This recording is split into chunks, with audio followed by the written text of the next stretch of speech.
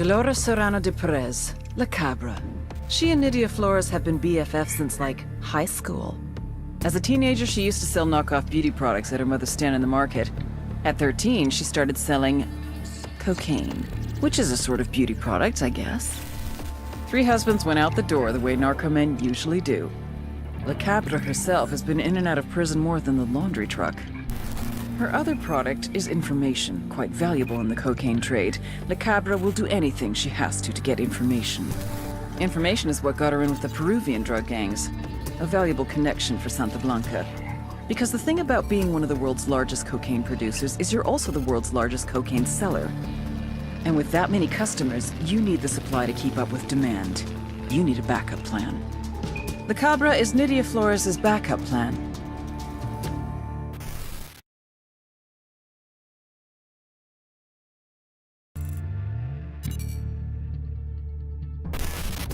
Most cartel members are violent idiots who are too high to care, but Patricio Mendez Valle, aka El Cerebro, is an oddball genius who's too fucking smart to bother. Nydia Flores spotted his intellect when he was just a kid. She sent him to college in Mexico and later grad school in California. Word is he was too strange and misanthropic for even that crowd, but he popped up on our radar.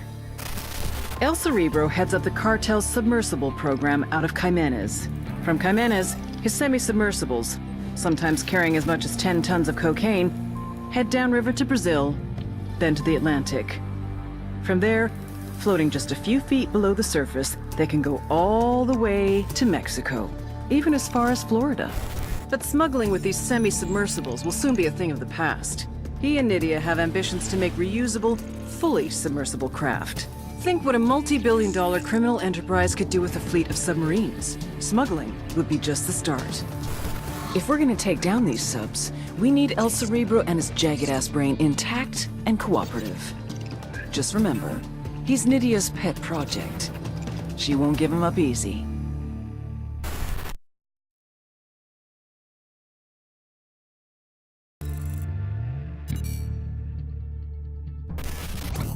Though Mama and Papa Reed raised little Boyer on apple pie and the Red Sox, since graduating from high school, Boyer Boston Reed has done everything he could to shed that clean-cut image of his youth. Looking for adventure, Reed left his hometown of Lexington, Massachusetts, and became a bush pilot in South America. Medical records also tell a saga of gonorrhea, hep C, and herpes. As a pilot, he stayed clean for a number of years, but one fateful day, he met El Boquita. Within days, Reed was flying Santa Blanca's coke to Georgia, Florida, and the Carolinas. With the drug smuggling came the money, and Reed loves to spend it. He's chummy with Boquita, who gave him that nickname Boston because of his accent. Make no mistake, Reed may play hard, but he works harder. Now based out of Kewanee, he coordinates all of Santa Blanca's smuggling by air. He uses temporary airstrips, and his own people don't know where they are until the last possible moment. When he's working, Boston Reed is impossible to locate. And you're gonna find him.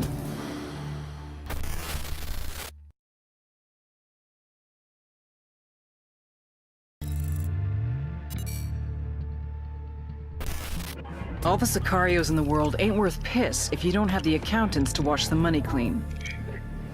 Octavio Allende is the accountant that does Sueño's laundry. They call him El Pulpo, the octopus, because he's got his tentacles everywhere. You take him out, a lot of other pieces no longer connect, but I want to use him as a weapon. Pulpo is management, and he knows it. Instead of an AK-47, he has a briefcase, and he uses it to open doors to businesses, to cement relationships with politicians and police, and to make the cartel's money something they can spend. Thanks to El Pulpo, in addition to its illegal enterprises, Santa Blanca has its cash in numerous legit businesses. El Sueño has brought El Pulpo to Bolivia to audit Nydia Flores. Cash from Brazil comes into Barvechos, where much of it is laundered into the mining consortium. Nydia's profits must be looking a little light.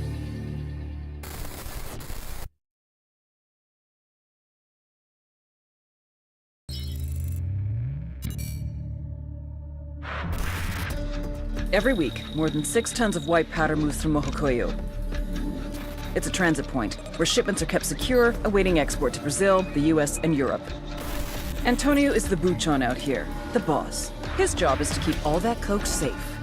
Thing is, being surrounded by cocaine all day is a really stressful job, like being the fat kid in charge of the sugar factory. And we all know what happens when you eat too much sugar. Your brain rots. You stop talking on phones. You stop trusting your own people. You stop going home to your wife. You even stop telling anyone when the shipments are coming in, until the moment they arrive. When it comes to coke transports, Antonio is a vault. And I want to crack that motherfucker open.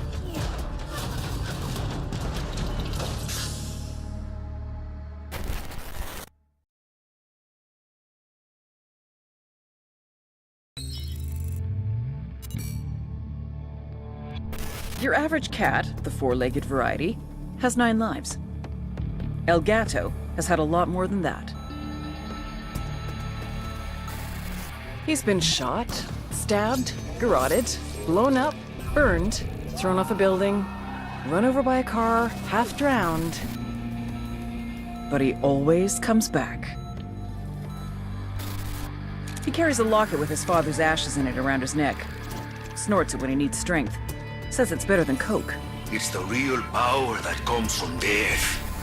A packaging manager in Romanzo province, he's been working for Santa Blanca since he was 16. His father was the plastic surgeon to the stars, movie stars, and star narcos. But then, his father had a big narco boss on the table and lost him. They both knew what that meant. A long death by torture. El Gato loved his father. So he decided not to let that happen.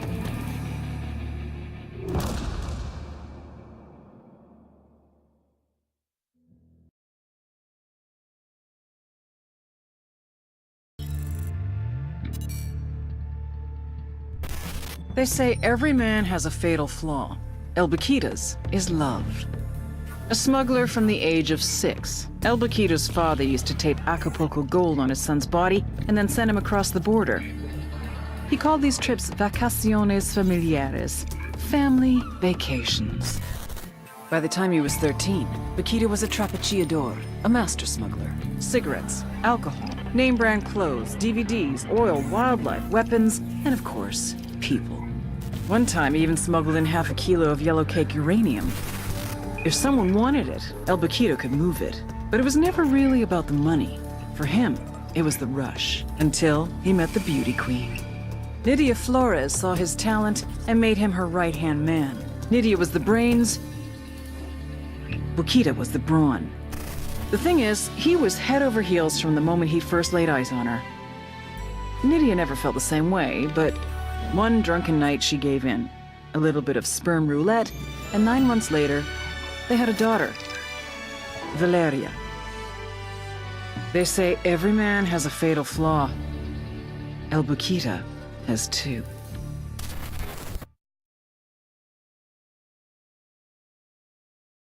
All right, let's do this. The Santa Blanca Cocaine Superhighway. Every year, more than 350 tons of coke leaves Bolivia, reaching about 20 million users worldwide. That means they're pulling in an average of $2 billion a week. How do they do it? 3 little words. Air, land, sea. All coordinated by the head of smuggling, Nydia Flores, La Reina de Belleza, the beauty queen, and her right-hand man, the ravishing, the bewitching, the delectable El Baquita. Ouch. Somebody get that guy a Band-Aid. The problem is, you see these guys on the news, you see decapitations, you see monsters, but you don't see the whole picture. These people are fucking geniuses. Case in point, you see tits, Nydia Flores sees opportunity. You see scrap metal, Nydia Flores sees submarines. You see holy water, Nydia Flores sees liquid cocaine. Because Nydia Flores is a fucking genius. You really want to shut down the cocaine superhighway? Hit the drugs, hit the money, then hit the beauty queen.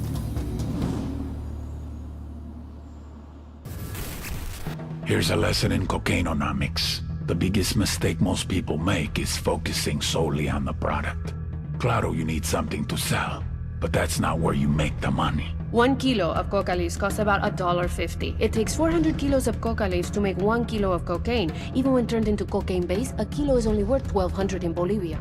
However, every time you cross a border, the value increases. Once we reach Colombia, it's already $2,200. We hit southern Mexico, $12,000. Cross the border into Texas, $20,000. New York City, our $1,200 investment is now worth $35,000. Paris, London, $68,000 to $74,000. It's a pipeline that carries the product to the people that need it. Sustenance for the thirsty. Once in place, the pipeline feeds itself. Workers, vehicles, wages, bribes. But when there's a clog in the pipe, They took out another shipment. We lost 7 tons last week. 4 planes the week before? the water backs up. There's too much surplus. We can't keep it secure. My men are selling to each other. We can't pay people if they're not moving product. They're kidnapping civilians for ransom money. Too much water. We have to take Valeria and go. He'll kill us before we leave the country. Then what's the answer? When I find it, I'll let you know. And you drown. For Santísima Muerte so loved the Santa Blanca cartel that she gave us her only begotten daughter, that whoever believeth in her should not perish, but have everlasting life. Many years ago, we were in trouble, in la desesperación, on the verge of extinction, being torn to pieces by the snakes and ratas. I believed that hope was lost, that it was too late for us. Era el fin. But just when I was ready to give up, it happened. Nidia Flores came forth, known to us as La Reina de Belleza, the beauty queen. And with her, she brought prosperity, wealth, and retribution. We feel her charity, su amor, deep in our hearts. As she continues to spread her gospel across the world, to every corner of the globe, praise to Saint Nidia, Queen of Queens, Reina de Reinas, Goddess among mongrels. Nidia Flores was in trouble, and she knew it. It wasn't just the drugs that were being attacked. It was the money, la bronca. Money that was supposed to have gone to our investors in Mexico, and never made it. What are you gonna do? No excuses, no rationalizations, no nothing. Nidia knew she had to find the solution, before the solution found her. No more excuses. We want our fucking money ahora. Nidia will take care of this. Sueño, do we need to make a change here? Nidia has been one of our best people for years. Maybe too many. Maybe she's lost her edge. Over time, I had seen many buchones come and go. When you're king, you learn to lose a few knights. But Nidia Flores was different. I had taken her under my wing from a young age. She was the closest thing I would ever have to a daughter. She was my reina. If I fed her to the wolves, a part of me would die with her. You'll get your money, se lo juro. I guarantee it. Don't make us regret this. Sostén tu palabra.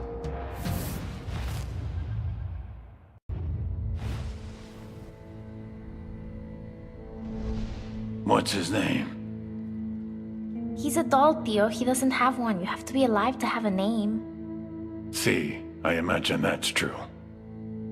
Nidia, mi reina. Yes, mi rey. You know this expression. I love you more than life. Claro, of course. I love you, my queen. But not more than life.